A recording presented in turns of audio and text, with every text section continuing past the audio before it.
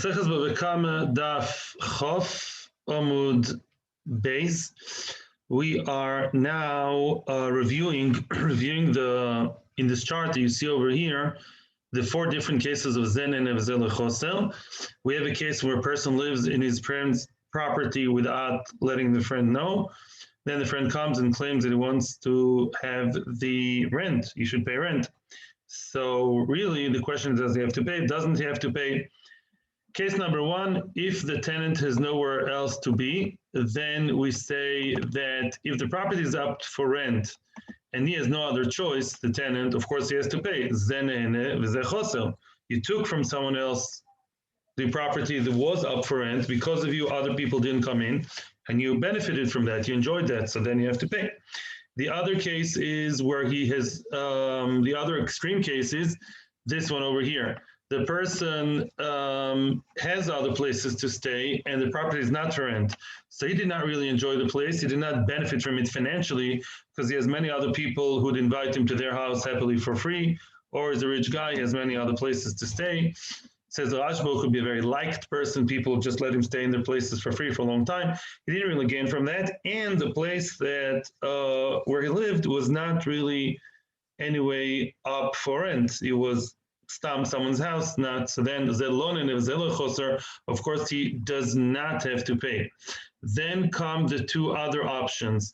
Here we have a Mechlokas Rishonim. If the property is not up for rent, but this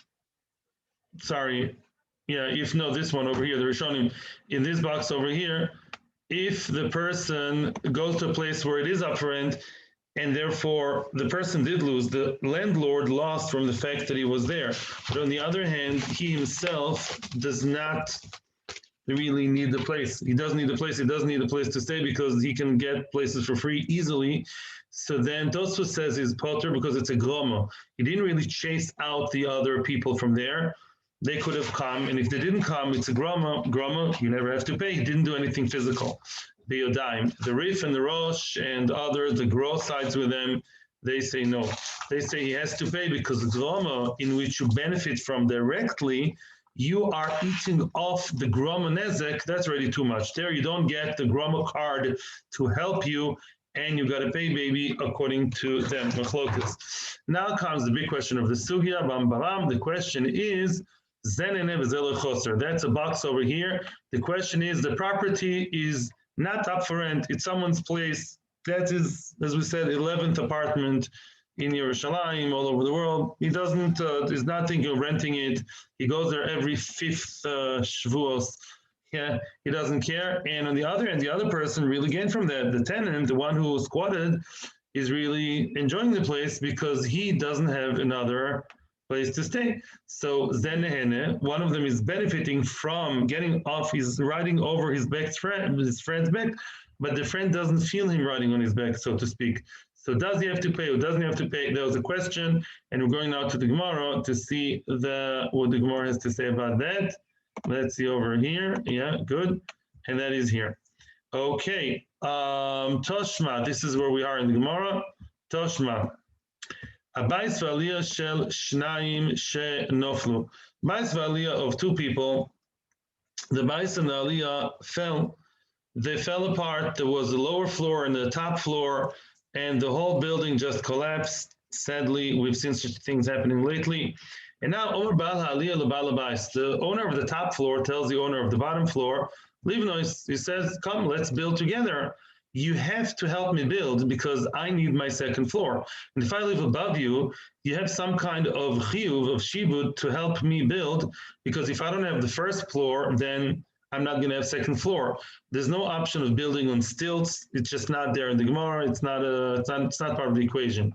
Bueno, it's the bottom floor guy playing games. He doesn't want. He's dragging his feet.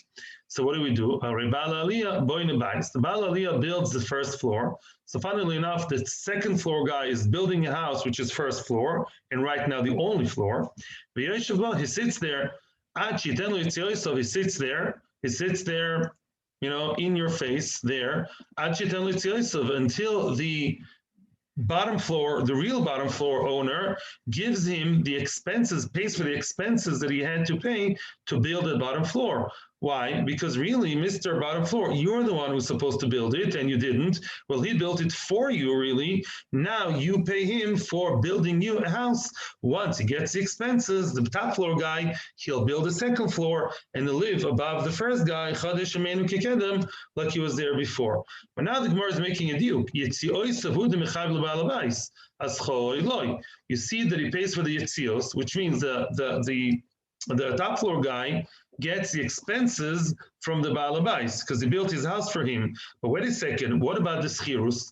What about now the bottom floor guy will say, excuse me, retroactively, you live now for the past 5-6 months when I was saying no, you lived in my house. It's true, I wasn't nice, I wasn't okay. But Lamaisa, I paid you now the money, which means retrospectively, this was my house. And you lived in my house rent-free. It sounds like he doesn't deduct the rent. Why shouldn't now the bottom floor guy, the top floor guy who lived in the bottom floor, not pay for rent in a place which he really should have paid rent? And says the Gemara. The Gemara now is trying to deduce from that to say Shmami no zenen evezelochoser potu. This is the case of zenen evezelochoser. Why? Because one person, definitely the top floor guy, he's nehena. He needs a place to be.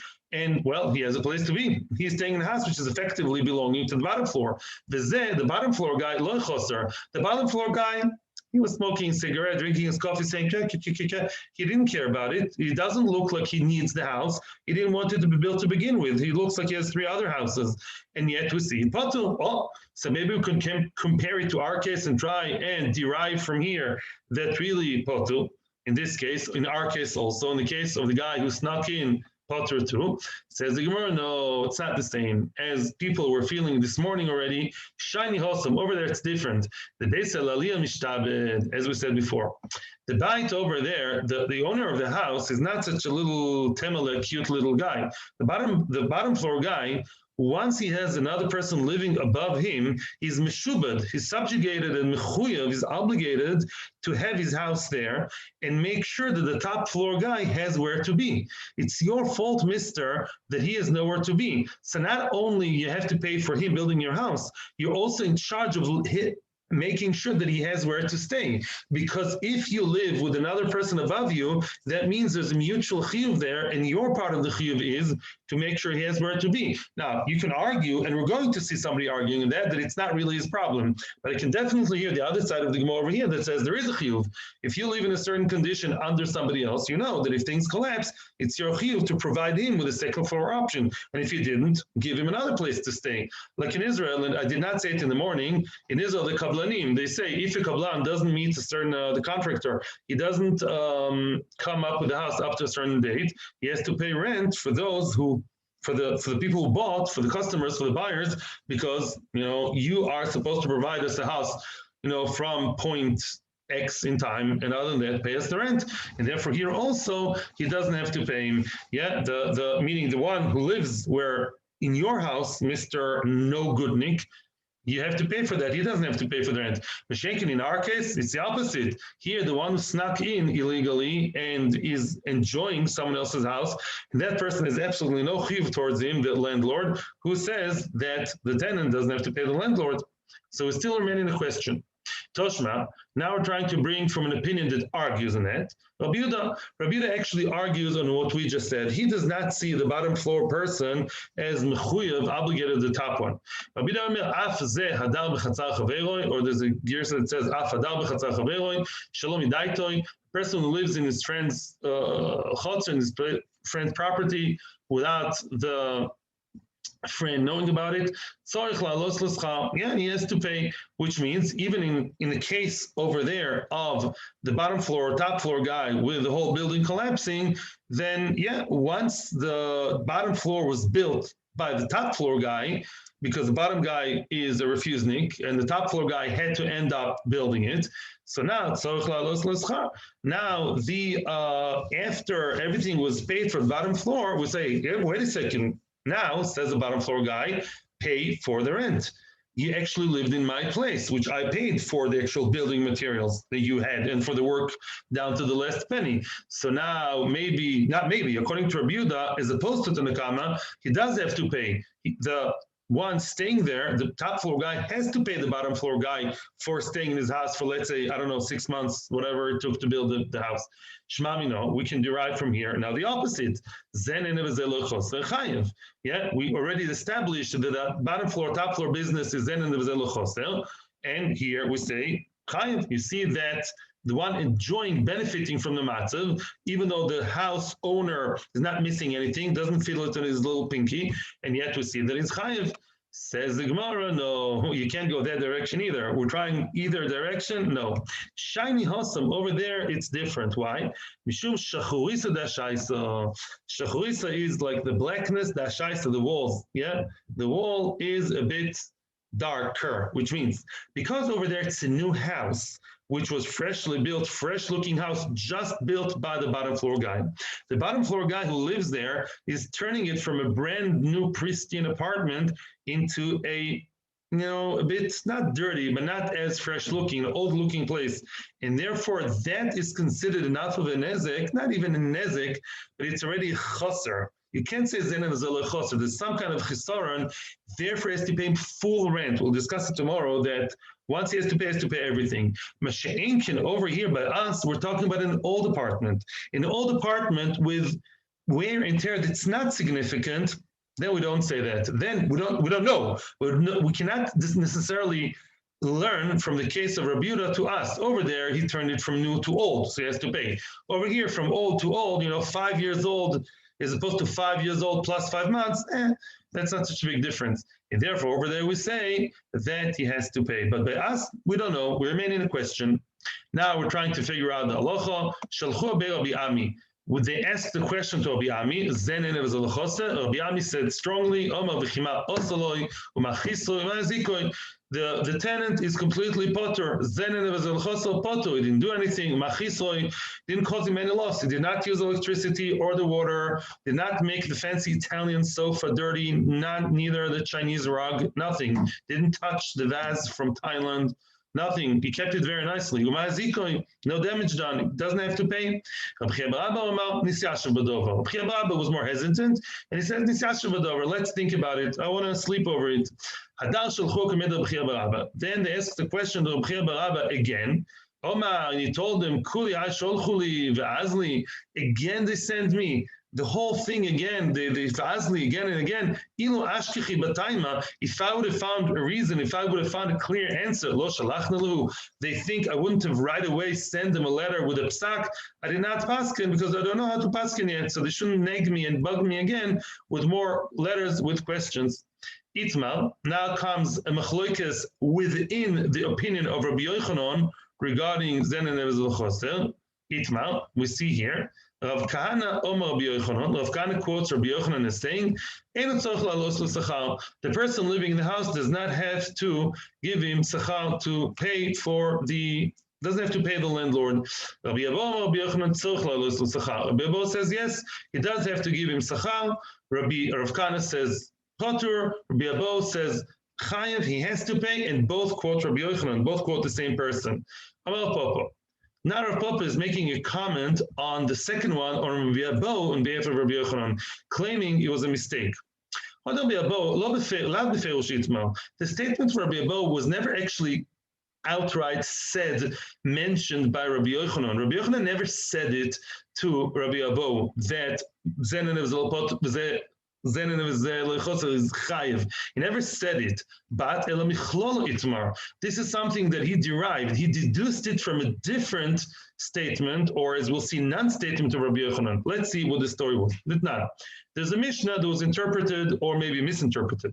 Says the Mishnah, and we're talking here about the Mishnah in Maseches Me'ila, not in Izi Masechta from my memories, and the Mishnah says as follows. Natal Evan or Koiro Shel Hekdesh. We're talking about the Gizbal, the treasurer. That treasurer has an Evan, a stone, or a Korah, a beam, plank of wood, a beam of wood belonging to Beis HaMikdash, where in his house. If this person notal, he took it in order to use it, and he had the wrong thing in mind, he wants to embezzle and actually use it for himself, lo mo'al, there's no me'ila involved, no me'ila. Why? Because the gizba is actually he's not the owner, but because his house is both his house as a private person, as an individual, and as a gizba, as long as he didn't take it out of the house, geographically speaking, just by thinking or moving, the me'ila wasn't yet done. It did not actually move hands from the hekdesh to him, and therefore he's potter from me'ila.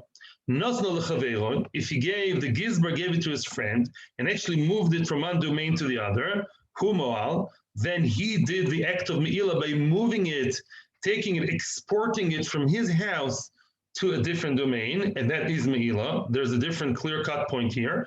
The chaver, the one who got it from him, may not even know what's happening over here. The chaver is not called a moil. He's not guilty of me'ila, doesn't have to give a korban or anything. Now continues the Mishnah back to the Gizbar's house, another scenario of the Gizbar. Let's say the Gizbar built it into his house. We're now talking that he nailed it in, as we'll see. We'll see what the case was. He built it into his house. It's not me'ila to locate the actual beam on the roof, let's say, until or unless he lived under that beam, the amount of time that would be a shve puta. Let's first see Shmuel, and then we'll understand what the Mishnah says. Shmuel explains the Mishnah. Vehu shenicha al pi aruba. Shmuel says, let's say the gizbar placed the plank on the aruba, on the skylight, or it just has a hole in the ceiling, and the sun really bothers him. It's very hot. Yeah, it's Chodesh Av. Now he placed it on the aruba. Oh, what a shade! He's getting amazing shade off the plank of wood because now it's shady and nice. Now we say you're not considered as moel unless you, Gizbar, set underneath the thing the amount of time which you would rent it out for people for pruta. Let's say, yeah, he has a thing called the cool house. Let's say he has a nice cool corner where people can sit in the shade for money. He built his own shady place. He can get a drink, very nice. It's a shady, cool place. Every 10 minutes costs, 5 shekels. So let's say the person stayed there under it 2 minutes, which would be worth 1 shekel, let's say, or pruta, whatever that is. Pruta is less than a shekel. Then what? We say, oh, now you actually gained something real because you're sitting under the plank in the amount of time which translates into money, because people would actually claim money for that amount of staying under the shade. Now you have to pay Hekdesh, even if you're the Gizbar, because now you took something out of the hands of Hekdesh, so to speak, not physically, but you got Hano out of Hekdesh, which is worth money, Kesef, money, and Geld. Now, that was Shmuel interpreting the Mishnah. We also will be Rabbi Abo, who is the star of the show. He was sitting kamei in front of Rabbi Yochanan. He quoted Shmuel, what we just said about sitting under the plank, getting the shade. So now he, Rabbi Abo, wanted to draw a comparison, and he says, one who lives in his friend's chotzer without his friend knowing, you see that he has to pay. Just like the Gizbar got something from Hekdesh, which is worth money, but Hekdesh did not lose anything. The plank did not become bad. The plank is the same, and he's going to take it off and take it to Beis HaMikdash. Hekdesh did not lose anything. And the person gained a lot, gained money, and he has to pay, so to speak. He has to give back the Me'ilah and Korban Me'ilah, the Osham. He has to pay. He's accountable for what he did. So too, same thing. Yeah, same thing. Also, Reuben who lives in Shimon's house, Shimon is not losing anything, and Reuben is gaining. Very nice. He has to pay. Rabbi Yochanan kept quiet. Rabbi Abo didn't know how to interpret the shtika. He assumed midishatik, because he agrees, because he kept quiet. Shtika koido. Must be Rabbi Yochanan agrees with me. So now he says, look, Rabbi Yochanan actually said that. Rabbi Yochanan said that I'm right.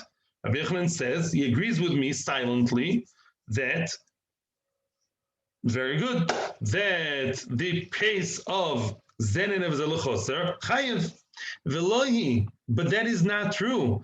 That is not true, says Rav Papa. He misunderstood him. He did not respond because that was a very cold, no comment kind of response. The no response, silence is louder than words.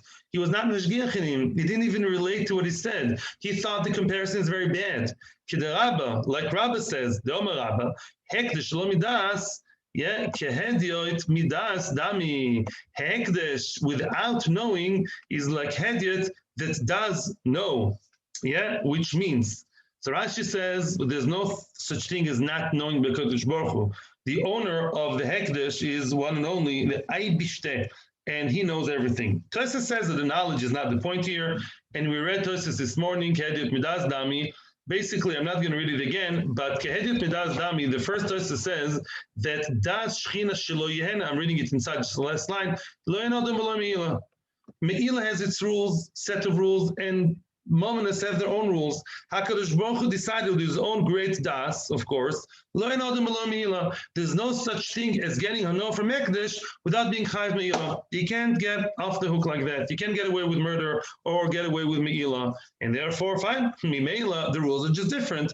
By Reuven and Shimon business, as long as the landlord did not lose anything, we can still possibly say, and we tend to say, like Rabbi Ami, like the first Rabbi Yochanan, who say, you got it, you don't have to pay when the owner doesn't lose. By Me'ila, Me'ila is a different story. Me'ila is not Choshen Mishpat.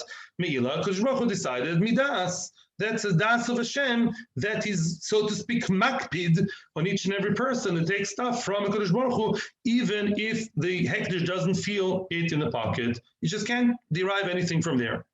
So now we're still on a quest and a search to know whether Zenen of Zlachos Potter or Chayev. Let's see. Chafaluf Umdalev. Sholach le Rabbi Abba Bar Zavda le Mari Bar Mar. Rabbi Abba Bar Zavda asked Mari Bar Mar in a letter, Be'ei minei mi Rav Huna. Ask Rav Huna. This is an imperative, a question. Ask Rav Huna the following question: Hadar b'chatzar chaver shelo midaitoi. Tzarich la'alos l'sachar eloi. Tell us, what's the story? You've been in the sugi for a long time. Do you or don't you have to pay by Zenen of Zel Choser? Adachi, meanwhile, Nach Nafshe de Rav Huna. Rav Huna died. Rav Huna was nifter in between. You couldn't ask Rav Huna. So what do? You go to his son. Amar le Rabba bar Rav Huna. Rabba, the son of Rav Huna, answered instead of the father who is not alive anymore. Hachi Omar Abba Mari. My father, my teacher said the following, Mishmei de Rav. I remember my father did mention the case quoting Rav. No, Zenen of Zel Choser doesn't give Sachar. Now a person who got a house from Reuven, now comes another case quoted by Rav, from Rav. A person fell prey to the hands of a Schwindler, an Adlan Schwindler. His name is Reuven. A person rented a house from Reuven. He thought Reuven was the owner.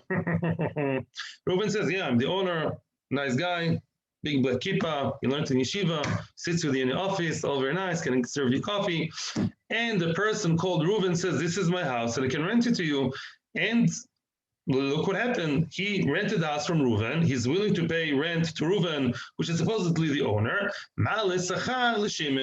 Instead of giving the sachar to Reuven at the end of the month or the end of the half year, he has to give the rent to Shimon. Says the Gemara, Shimon, what does Shimon have to do with the price of cheese? This is what he says. Nimtza Baishel Shimon. This was a fraud, a land fraud.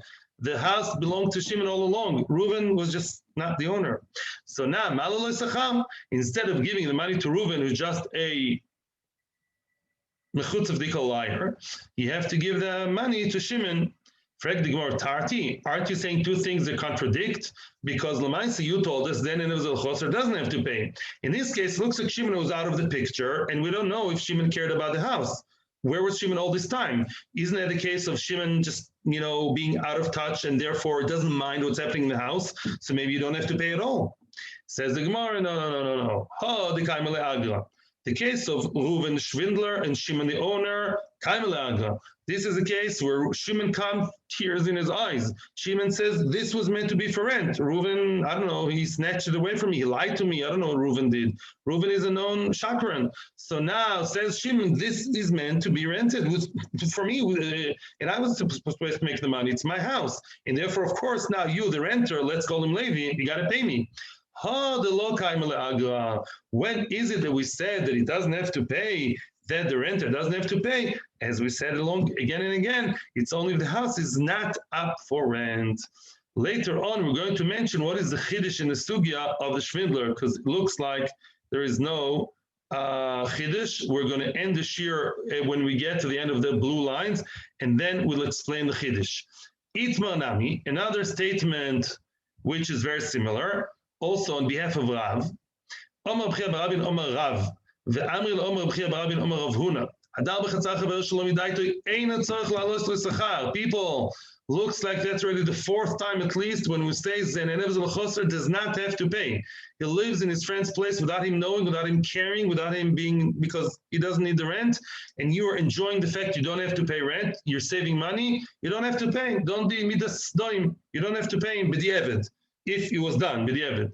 That's soicher. Now the case of soicher bais mibnei ha'ir. A person rented a house from the townsfolk, from the area, from the people in charge of town, not from one specific person.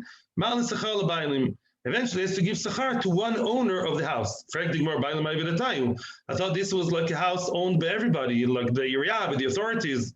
Who's the one owner? And so the Gemara, the same thing. That's the case.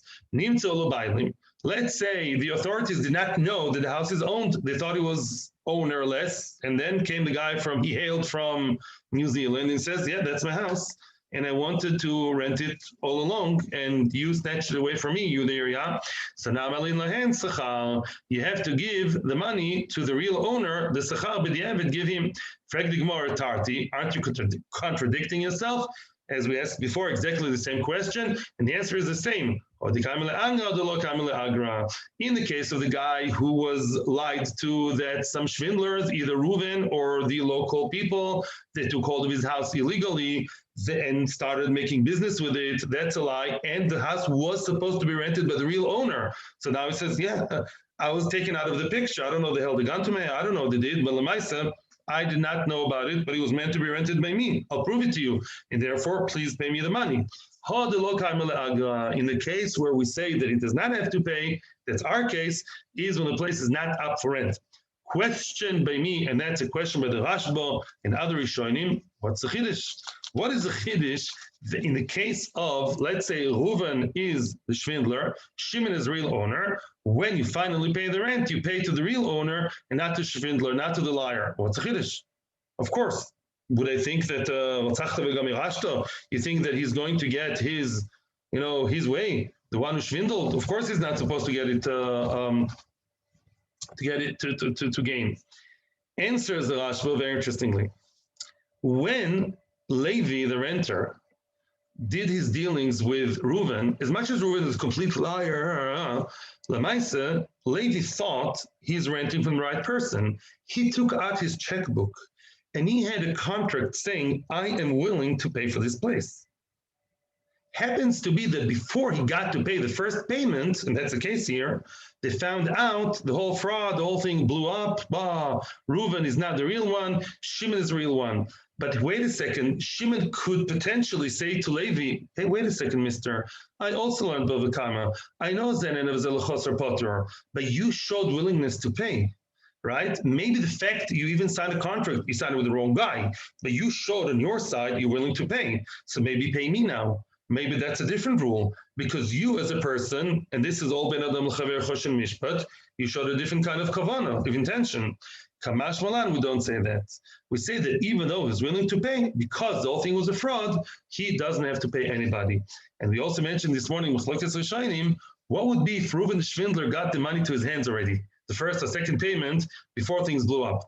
Who does he have to? The Shvindler, of course, will not stay with the money in his hands, but who does he have to pay to? Machlokas. Some Rishonim say, both brought down in the Rashba, a group of Rishonim say that he has to give it to the original, to the real owner, because we say once the money was already given by the Eved, even though Zenan Vezel Chotzer Potter, but once the money was given, it will continue to the right hands of the rightful owner. Others say no. Lemaisa, Zened Zel Choser Potter always. And therefore, in this case, the Schwindler should give it back to the hands of the tenant. The tenant will stay rent-free. But of course, from now on, the tenant will pay the real owner because he found out. And from now on, he may demand money for the continuing shiurs. Thank you very much. And this was a very different kind of shiur. Thank you for being with me. Kol Tuv. Good day. See you tomorrow. Bye.